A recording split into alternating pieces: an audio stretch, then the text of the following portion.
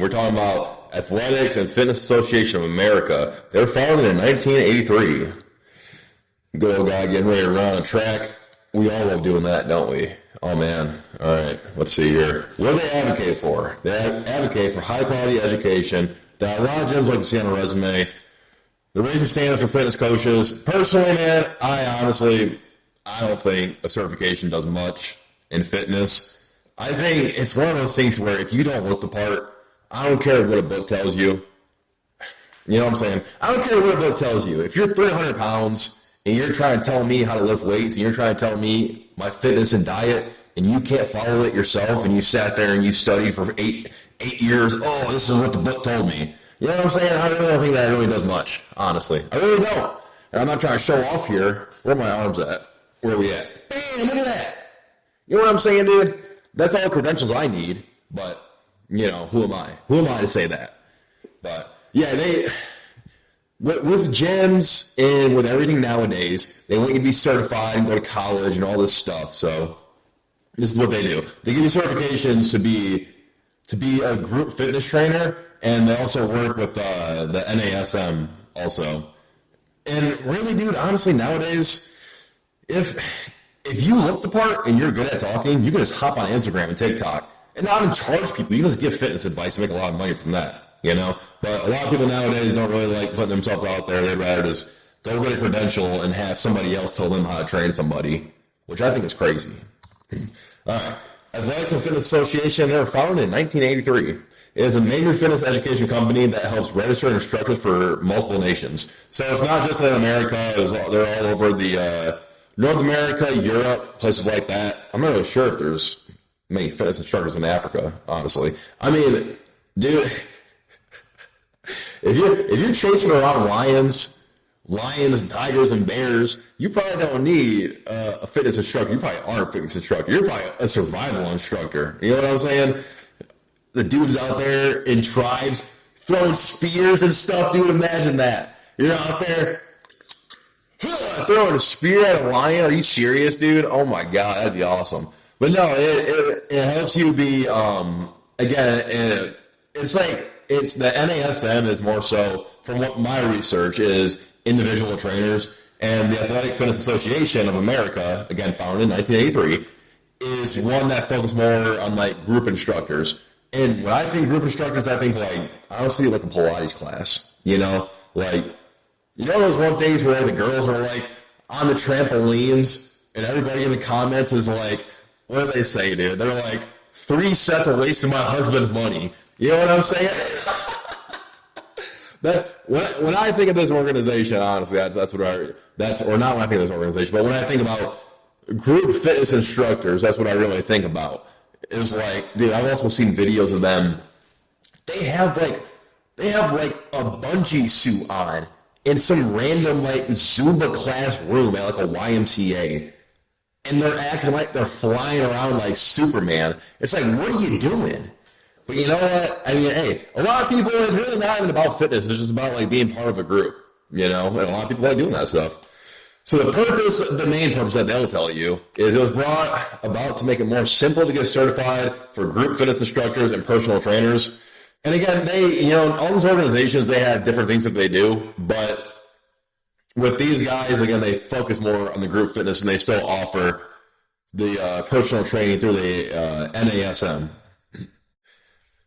What is offered, you can get certified to be multiple different jobs and fitness training fields. Again, so you can do, like I was making fun of, you can do the Pilates style, what's that one place, like the Orange Therapy Fitness around here? I know a lot of those people are certified through them. And then there's like a lot of group ones too. Like, man, what was I thinking about? There's like holistic retreats. I actually figured that out too. You can use this certification. There's like rehab places where, I mean, like LA, Hollywood people will send like their rich kids when they're, doing their hardcore stuff. And you can be certified and you can go train those people also. If you're really doing a lot of money, man, rehab places, the personal trainers and group fitness instructors at rehab places actually make a lot of money because it costs a lot of money to go to rehab places anyways. And they get a lot of subsidies from the government. I mean, that's a whole different conversation. Getting subsidies for a rehab center? Are you serious? Where there's people starving out on the street? I'm going off topic, but that is what they offer. The best thing you can do, the best thing they do, is a leader in group fitness training and is integrated again in the NASM training tools. So with all these companies, they slightly work together if they have good, backroom deals together. But that's what I found is if you're looking to be a group fitness instructor, you're probably going to go with them. Excuse me. Got a little bit of a cold. Me and my wife have been getting sick. All right. Why would you want to become a member? So again, gyms are looking for certifications. You can only look so good and talk so good and this and that. If you have nothing on your resume, especially in 2026, no one's going to hire you. You know what I'm saying? Unless it's like, it's not one of those movies where you show up and you talk to the boss and you act like you know more than him.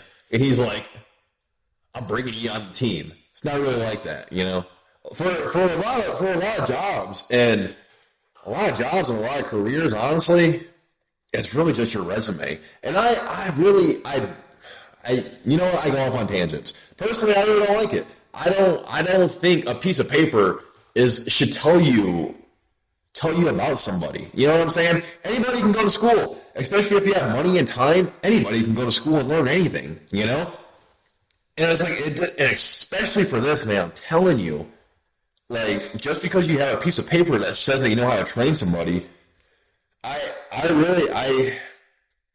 a hard time with that. I really do. Because I've been going to the gym my entire life.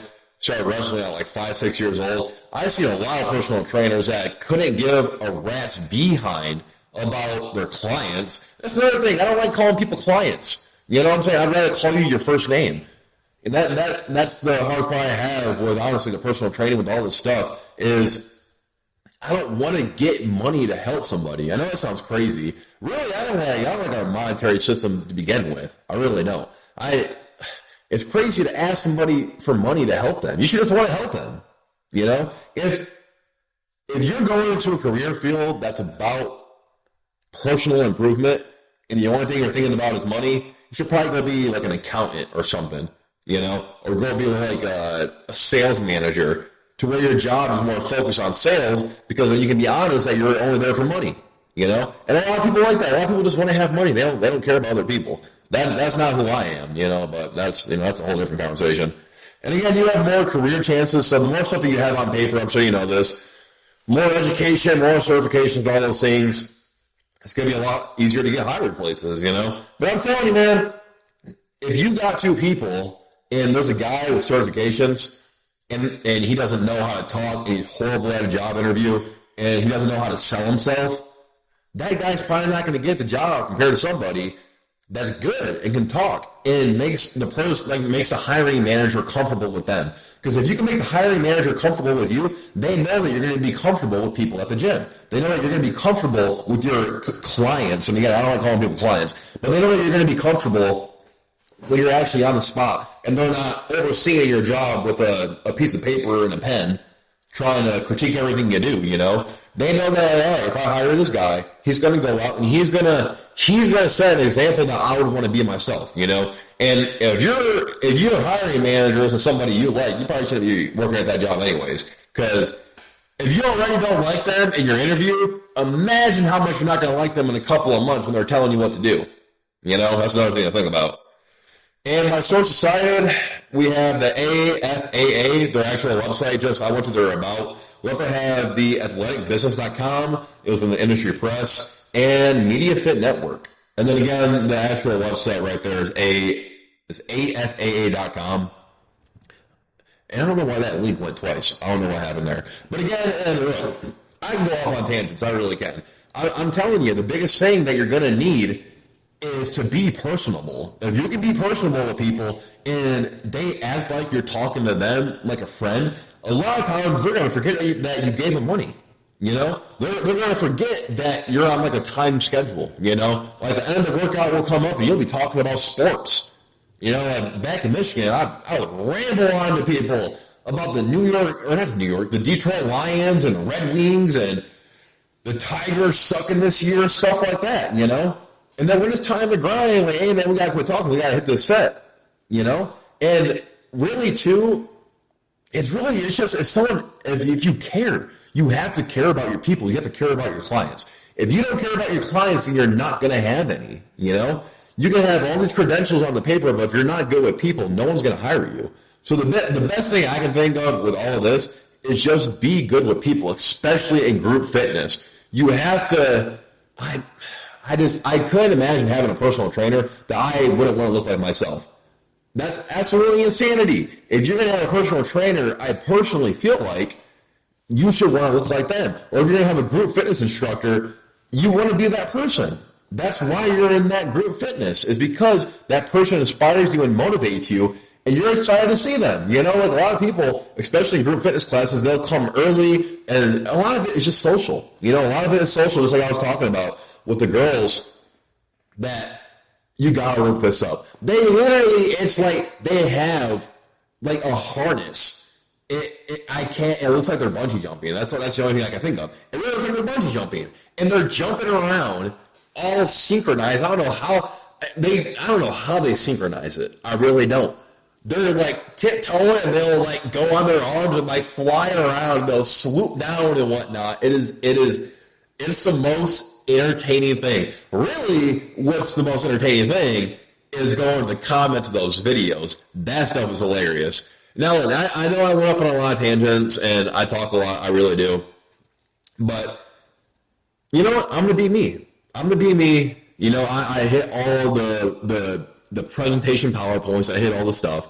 But, you know, I'm in college once, and I don't do a lot of presentations, and I don't have an opportunity to have fun like this. So I would rather have fun. And if I get knocked down points, just like I told you before, if I get knocked down points for technicalities or you're supposed to do this and that, I'm fine with that, honestly. I really am. Because I would rather you know that I care about this and that I actually have a passion about this, and that if I do get clients and if I really do pursue something with this, I'm telling you, I'm going to be the best personal trainer I can be, or the best fitness instructor, best anything, life coach. You know what I'm saying? It's not about the specific job that you have.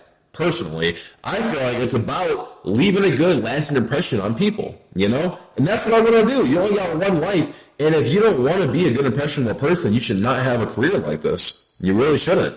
So that's my presentation. I'm Jacob. I'm sure you know that. Oh, yeah, we talked before. So, all right. You have a good one.